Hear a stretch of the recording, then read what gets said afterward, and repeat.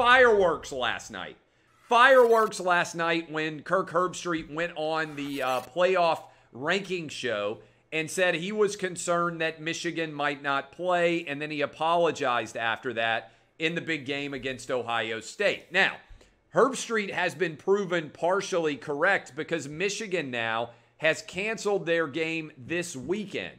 And as a result of canceling their game this weekend with COVID issues, there are legitimate concerns about whether Ohio State and Michigan are going to be able to play next week. And here is what I know to be true based on people inside of the Big Ten that I have talked to. And remember, your boy here ended up being one of the reasons why the Big Ten happened. I helped to facilitate the White House move. I helped to make college football happen. Not the kind of guy to brag or draw attention to myself, but I am one of the primary reasons why college football is happening at all this year, all right? Because there were a lot of Corona bros fighting as hard as they could to make it not happen. I helped to put together a resistance to the Corona bros, which won and got the college football season to kick off. All right, here's what I'm hearing. There are a lot of moving parts right now. There is, inside the Big Ten office, an attempt in the event that Michigan is not able to play Ohio State next week to find another opponent for Ohio State so they can still be eligible for the Big Ten title game, even if Michigan canceled on them.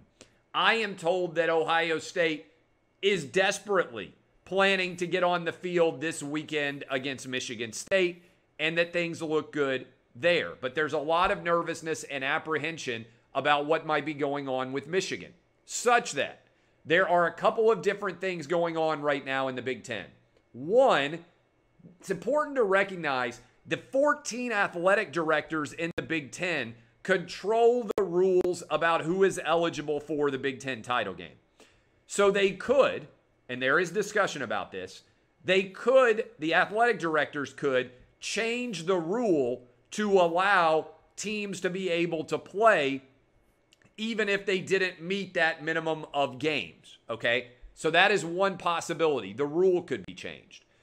Ohio State Athletic Director Gene Smith is working like crazy to try to make that happen. It's unclear whether he has enough votes among athletic directors to get the rule changed right now. That's a big news story out there that they're working on and that is going on as we speak in the Big Ten. The other thing that is going on, there is a meeting among the health committee in the Big Ten as a result of the CDC announcing today that they now only have a 7 to 10 day quarantine in place for COVID as opposed to 14 days. It's 7 days with a negative test, which changes a lot for all sports. And the question is, can the Big Ten, which has a 21-day quarantine for athletes, adjust their policies that would allow more games to take place? And if they adjust their policies, how quickly can they get it done to allow these games to be played? Kirk Herbstreit was correct. So that's what's going on in the Big Ten right now. Kirk Herbstreit was correct. Many coaches out there are discussing openly the fact that because you don't have to give all of the data on your COVID cases, that some schools are using COVID positives as an excuse not to play and for the associated contact tracing, even though under the rule they would be allowed to play. And this is where the lack of transparency is creating a major issue in the Big Ten, in the Pac-12, in college football in general. Now, Herbstreit apologized for saying he thought that Michigan might end up waving the white flag, but actually he was just a day ahead of the news cycle because he knew that Michigan had positive cases inside of their athletic department and that they weren't going to be playing against Maryland this weekend.